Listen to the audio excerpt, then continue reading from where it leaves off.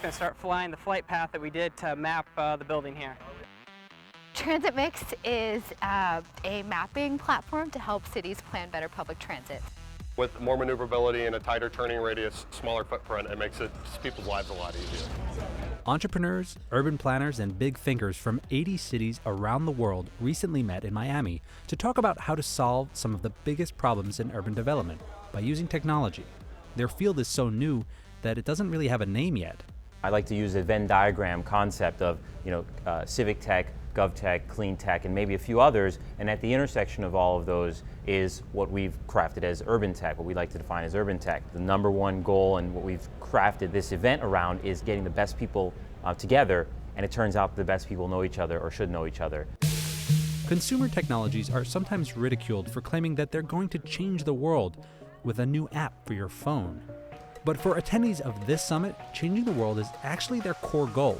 Well, gosh, tech could be about anything. It could be about consumer apps where you have like a Facebook for cats. I mean, that's tech. But civic tech is really about helping to build community in places where people live and need it the most. It's exploding right now, and there's huge opportunity of where it's going to be.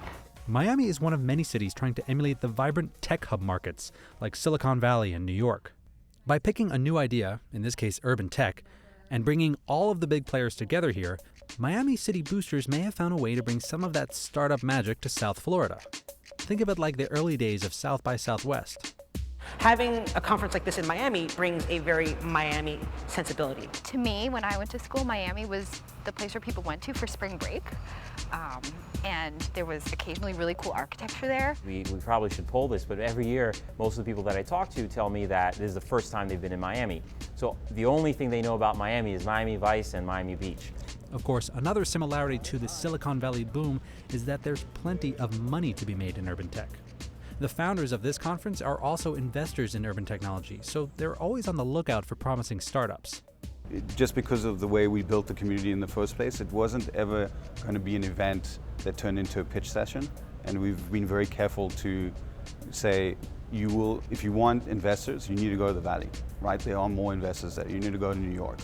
But local nonprofits like the Knight Foundation and the Miami Foundation play a big part here too, and they make smart city startups feel like something more high-minded than an opportunity for investors to get rich.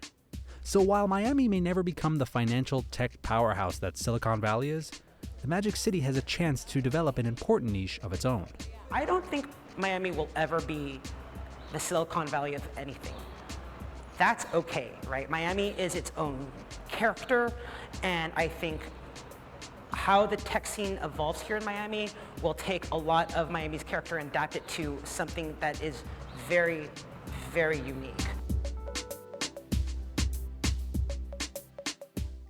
Hey NBC News fans, thanks for checking out our YouTube channel. Subscribe by clicking on that button down here, and then click on any of the videos over here to watch the latest interviews, show highlights, and digital exclusives. Thanks for watching.